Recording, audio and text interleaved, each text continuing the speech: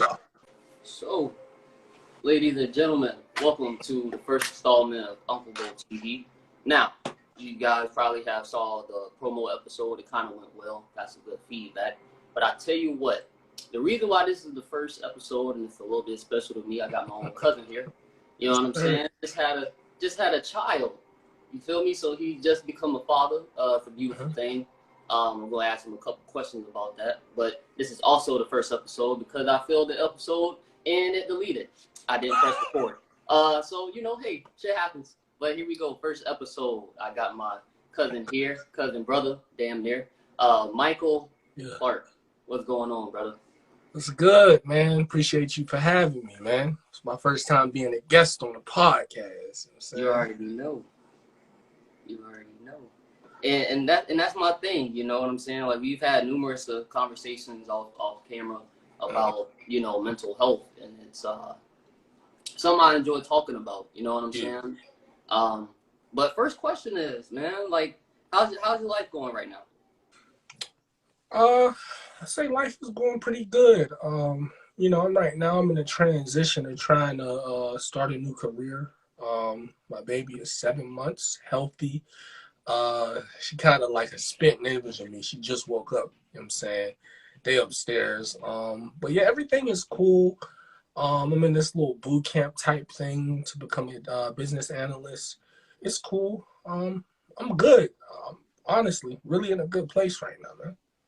Okay. How about you?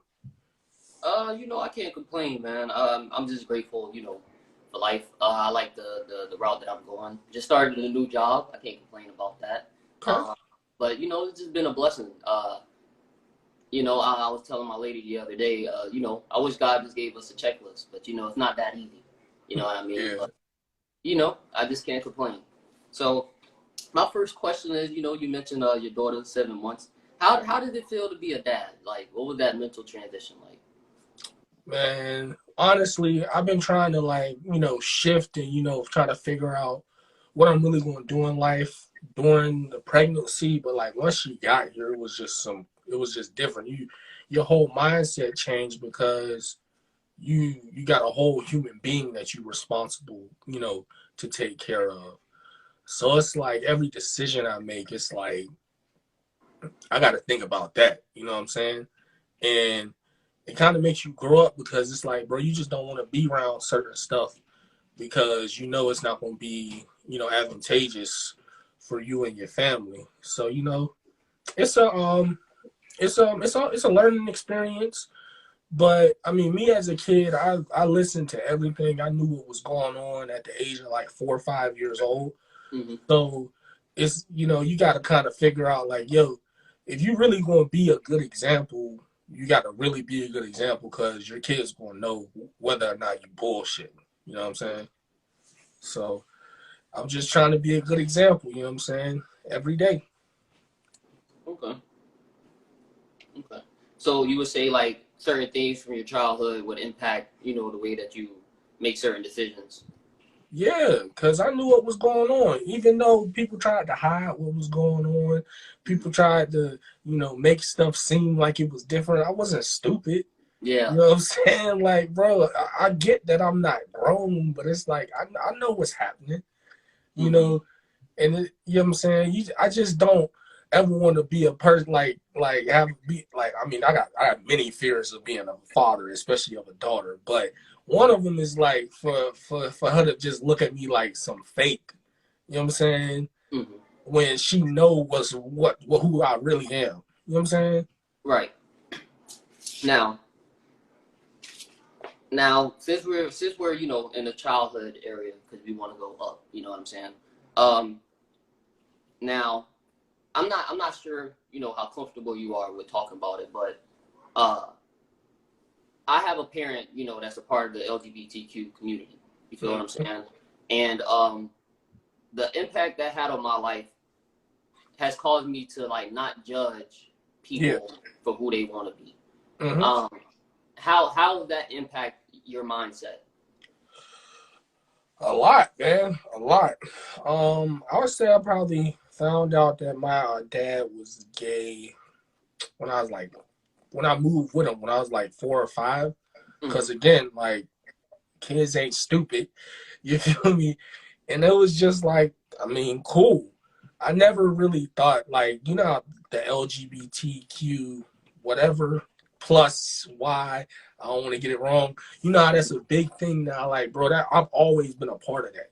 Like, my dad, he's HIV positive, so he's always been like a part of the community where they kind of support people that are HIV positive, because they're just, it's hard out here, especially if you a minority as well. So I mean, me, I kind of always been my own person. You know what I'm saying? I kind of never seen, like, knowing, my dad, his lifestyle. I never like really judged people, and I never really cared about being judged because, like, you know what I'm saying? There's no blueprint on how, you're supposed to be just because you're like a black man or whatever. You don't got to be this tough gangster if that's not really you. You know what I'm saying? So I've always felt like in society, it'll try to tell you that you can be yourself, but it, like, when you really out in the real world, you see that you kind of got to conform. And I've never been like that type of person to be in a box because I'm me. And you know what I'm saying? Mm-hmm. I'm comfortable with being me, and you don't gotta accept it. And that's kind of what I learned, with my dad, just being himself as well. You know what I'm saying? Yep. Now, also, the way we, also connect is that, um, most people have like a super strong bond with their mom. You know what I'm saying?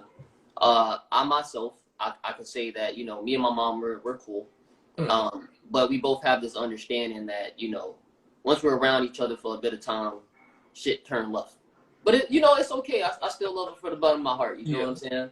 Mm-hmm. But what is that, you know, that relationship like, and how has that affected you today? Well, me and my mom, we've been through a lot.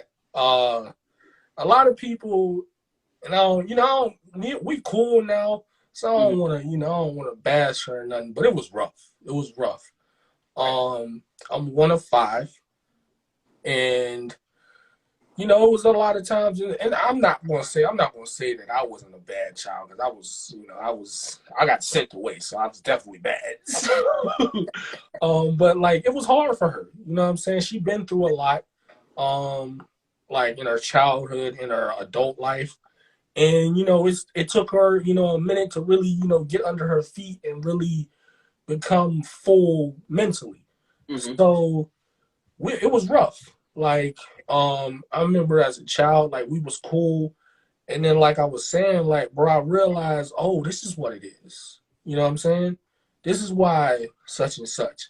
And I ended up moving to Tampa with my mom when I was 17, and it was rough, bro. It was Yeah. rough. It was really rough. And the outcome of that was me becoming homeless as I graduated high school, and I felt some type of way about that. I definitely felt some type of way. But when because I was 18 at the time. I just turned 27.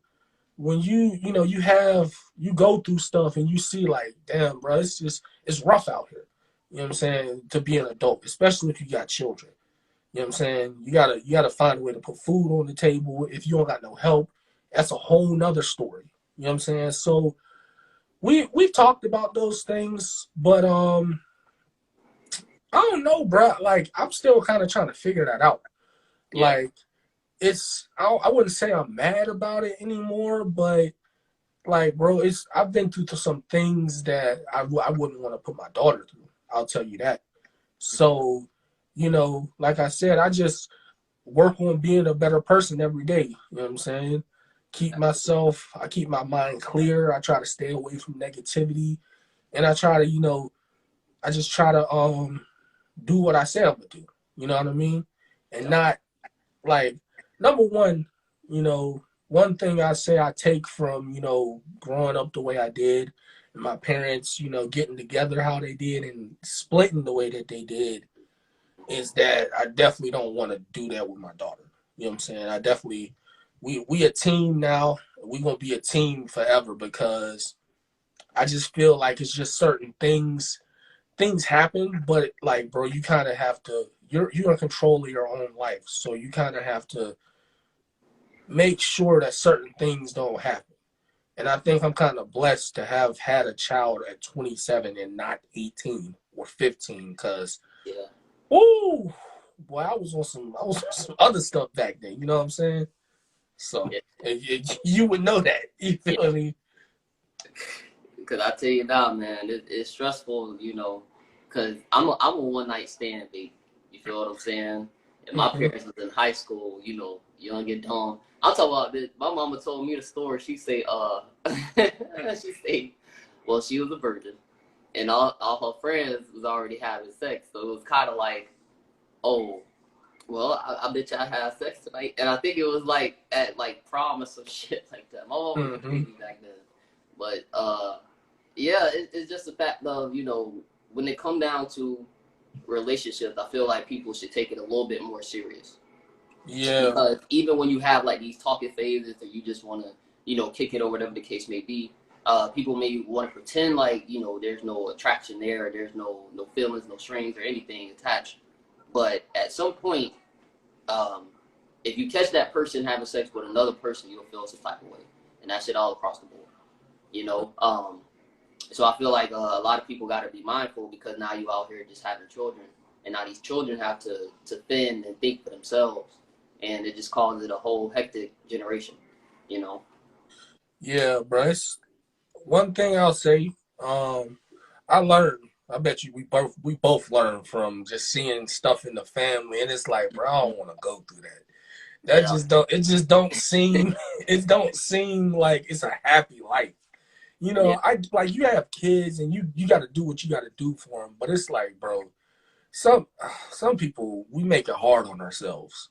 You know what I'm saying? And I think like people our age, I ain't judging nobody, but learn from what's around you. You know what I'm saying? Yeah. Everything can be a blessing, even if it don't seem like a blessing. But bro, if you got a brother, you know, or a sister, you know, that has multiple kids with different people, or even one person, but they not seeing eye to eye, learn from that. You don't want to go through that, Right. because Don't keep the being same. a parent is hard as it is. So you Yeah. don't want to make it harder. You know? Right. You're absolutely right. So you move down to Tampa, then you get injured, right? Playing high school football. Yep. Now, I know, you know, I seen it. You know, you had a messed up ankle. You hurt your ankle. Mm-hmm. But my key question is, when you went to the doctor, did they prescribe you anything? No, I ain't have we ain't have no insurance. Mm, So they kinda they they kinda was just like they gave me a little, it was like a little fake cast, you know, the thing they wrap around you. They gave me one of them, and okay. they said like come back in a week or so. So it was some nut stuff. They said come back in a week or so, and then they basically told me you could walk on it and heal that way. Okay. So That's weird. yeah, bro, if you don't got no insurance, they ain't got no, you know, they don't got no obligation to do nothing, especially if you got no money and if you ain't about to die, you Yeah. just, it just is what it is, you know? Yeah. Because I think at this point, you know, everybody should have insurance. You know what I'm saying? But it's like it should just be like not a thing that should just cost crazy money. You feel what I'm saying? Yeah. I don't know, but just the cash, that's crazy. Because like what it is that what I want to get to is that, you know, a lot of these athletes, you know, get prescribed medicine and everything like that, and then they become addicted to these, you know, these prescribed medicines. So like what do you think about that? I mean, it's kind of like a double-edged sword, because you can't do what we know you should do. You're Mm-hmm. not necessarily allowed to do that if you're an athlete. So you have to find some type of relief in the pain. And I wouldn't even consider myself an athlete. I'll be real. I've never played one game, never started one high school game. All I did was practice for like 8 months. All I did was run and lift weights. But No, I try But to make you look an athlete, man. nah, bro, I'm not an athlete. You see what I look like? I'm not an That's athlete. hilarious. We just gotta be real. But I mean, just looking at it from the outside in, it kind of sucks because that's kind of what you have to do. Mm-hmm. You know what I'm saying? I mean, there's not stars, but there's athletes that kind of figured out. And like I said, I'm not an athlete, so I don't know the game. But there's athletes that kind of figured out how to use marijuana and not, fail the drug test because you gotta the way that you gotta flush your system or whatever. But I mean, everybody not really that smart or that patient to do that, so you got to resort to taking pills. You know what I'm saying? And I mean that I'm blessed again in ways to where, bro, I don't really have an addictive gene. You know what I'm saying? I've done a couple drugs and thankfully I never was addicted, but I mean I can understand how you could. Absolutely. You know what I'm saying? Now, all right. So, after high school and everything like that, you made a decision to move back to Pittsburgh. Now I know in between You done time a skipped lot of over a things whole. happen, but we're gonna skip a couple things. Okay, we gonna skip a couple Okay, I things. You know what appreciate I'm that. I saying? appreciate that. So you made the decision to move back to Pittsburgh, Mm-hmm. and you didn't just move back to Pittsburgh all willy nilly. You had a queen up there waiting for you, Mm-hmm. right? Um, what was that move like, and how did her being there change everything? Whew. Um, bruh, I'm assuming you don't want to get into that stuff, but like the stuff I was going through, or not going through, the stuff I was into Mm-hmm. at the time in Florida, I kind of just seen like the hourglass, like the sand was all the way to the bottom. I knew it was like, you know what, bruh, this is not gonna fare well. You know what I'm Mm-hmm. saying? And other examples of blessings of like getting into stuff and just like skating past so many times. Right. So I was just like, bro, because I started talking to my girl, Satara, around May of 2016. Mm-hmm. May of 2016, something like that. And to give y'all some background, I didn't just move for some random chick I met on the internet. This is Right. somebody that I've known since 10, 11 years old. We was on and off basically from middle school to beginning of high school, messing around in high school, and like it just never worked out. But I always had love for her, but I just was like, you know what, maybe she not ready. They had that saying, if you love somebody, let them go, Yeah. and if it's meant, then y'all will come back together. So she kind of shot her shot one time. You know what I'm saying? She shot her shot, and I was kind of apprehensive, but at the same time, like I said, I've always had love for her, and it's like, you already know, I was outside. I was outside at that time in Tampa, and it wasn't really. It was like, this ain't nothing. You know what I'm saying? This ain't Yeah. nothing.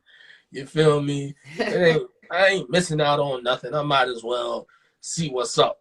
Yeah. And I was communicating with my dad, because I was like, yo, it's just so much stuff going on. I'm trying to move. Mm-hmm. Because he was trying to get me to move to Oregon with him. And I was like, bro, I already went through a culture shock moving to Tampa. I'm not trying to go through a whole nother culture shock. You know what I'm saying? Let's move back to Pittsburgh, so we're people we know, Mm-hmm. and that happens. And bro, honestly, dog, that kind of changed everything.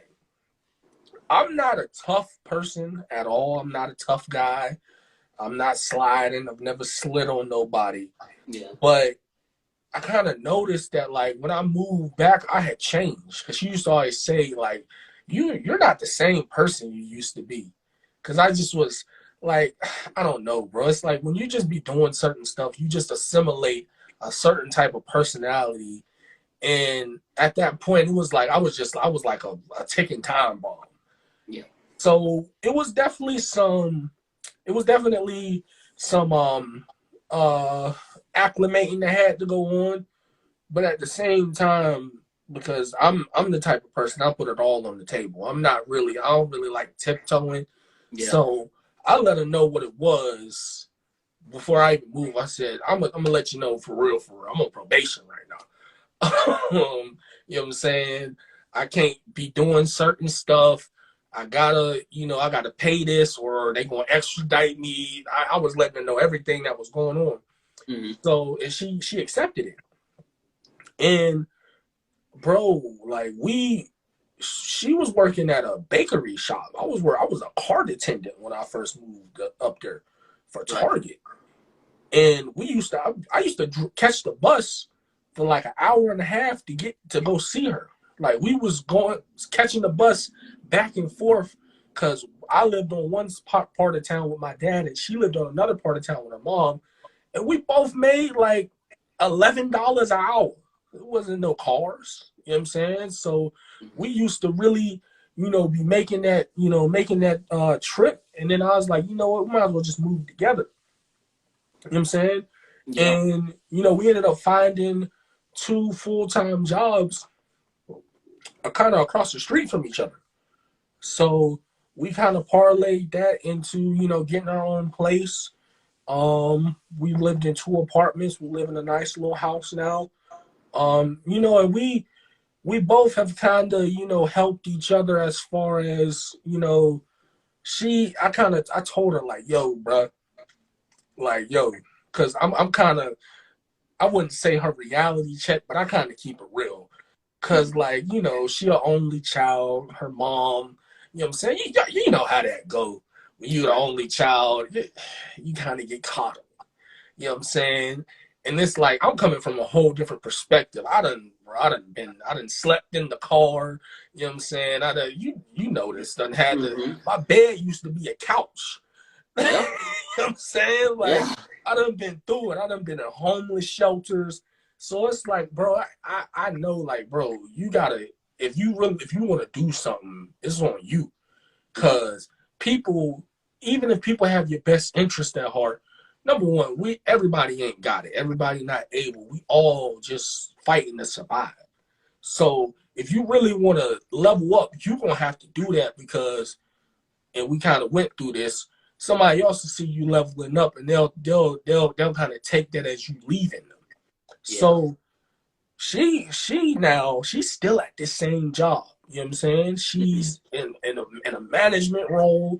She making some good money. You know what I'm saying? Good money for she making some good money. She making some good Yeah. money. But it like, bro, with everything going on, it's a job. You know what I'm saying? And we've been together 5 years. We're always elevating.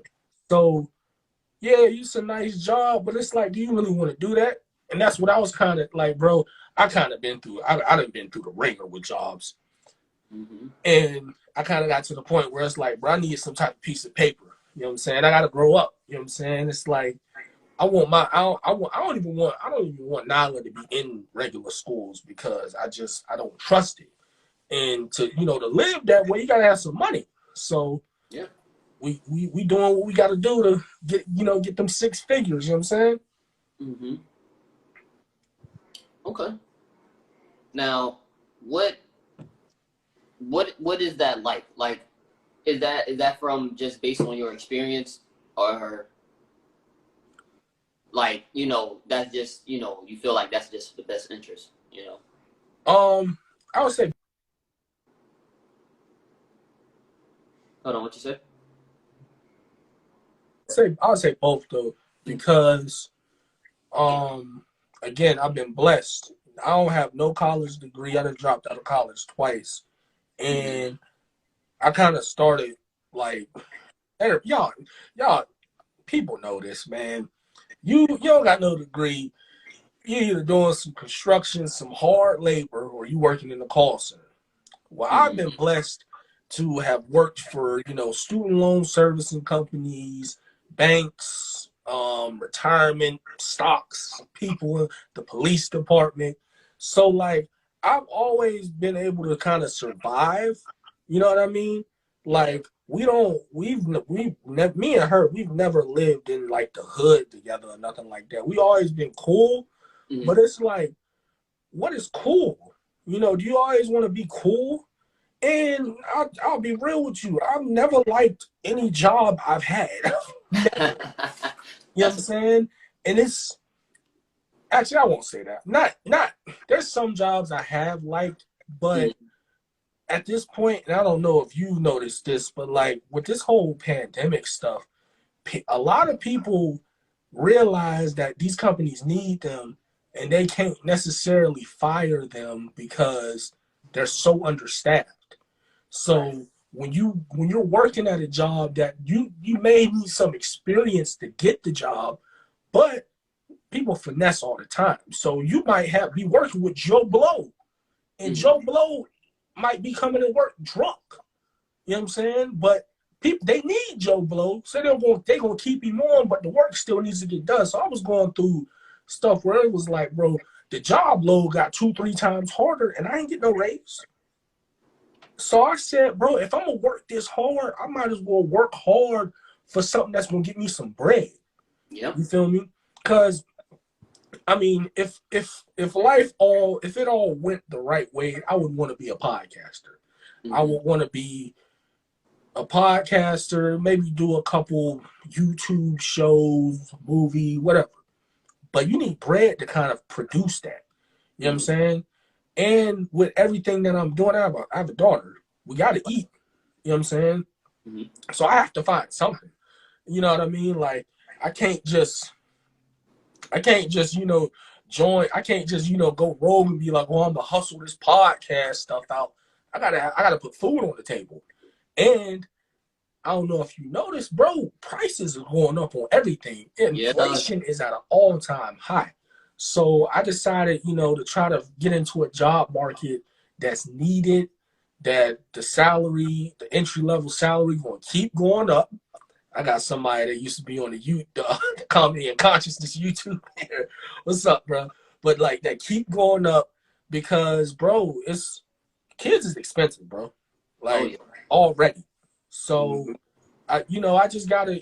I would rather be ready than to have to get ready. You know what I'm saying? Right. So like it's pretty much like podcast versus reality. You know what I'm saying? Like that's pretty much just nail it right there, right?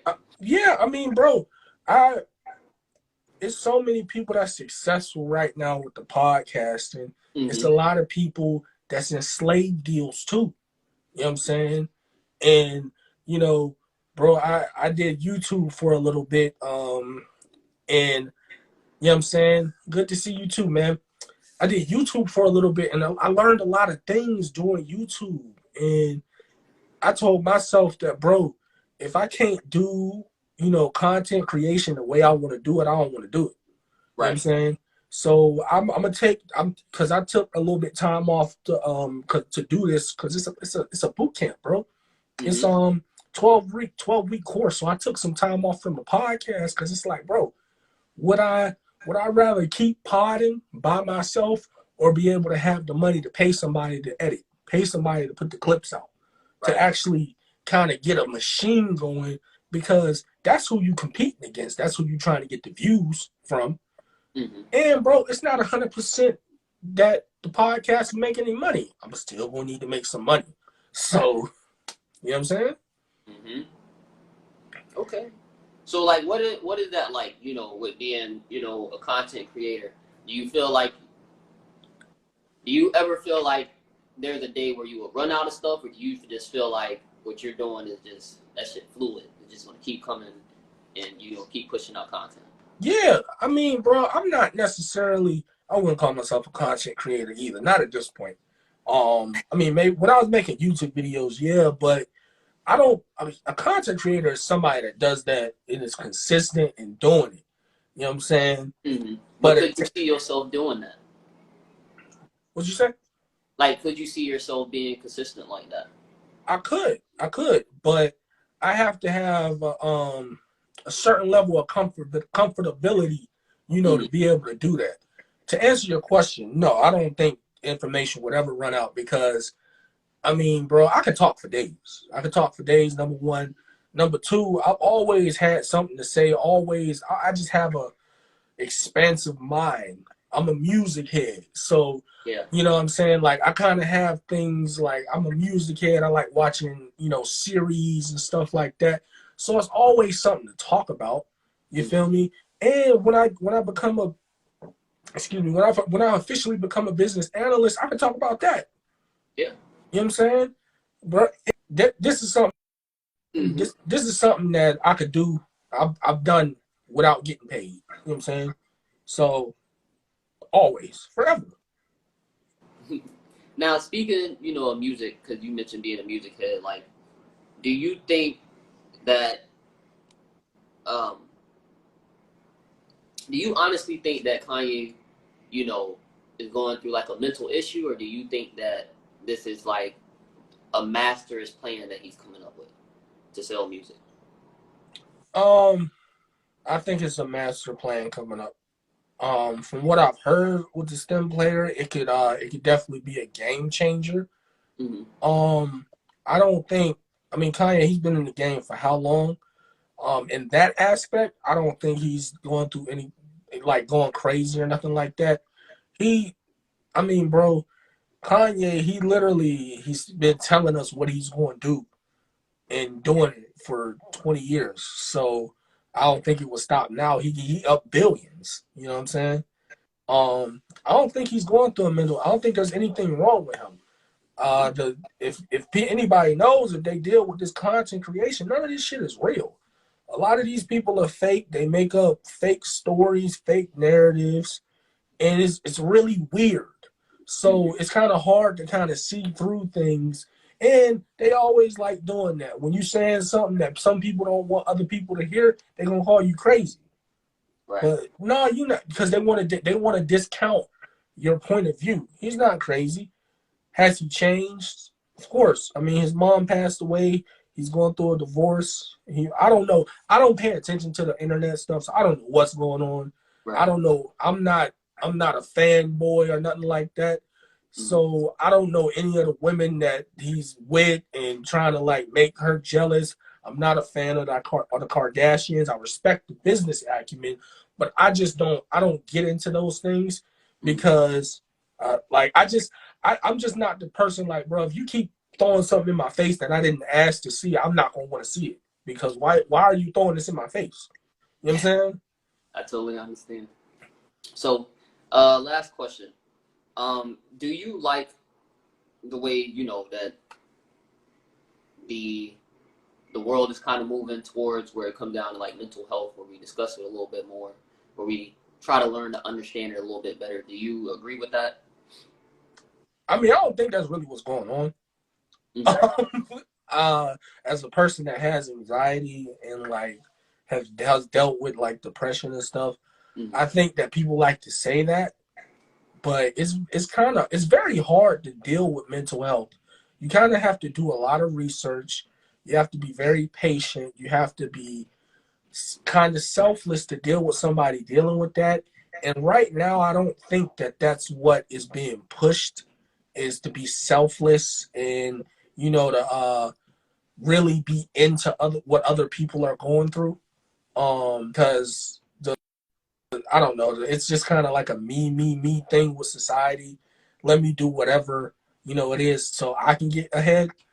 I can tell you from personal experiences that like I've gone through things and told people about it. I've been laughed at, I've been talked about, ridiculed, and I was really going through stuff. And guess what, bro? Never got an apology for it. I think it's just a cool thing to say.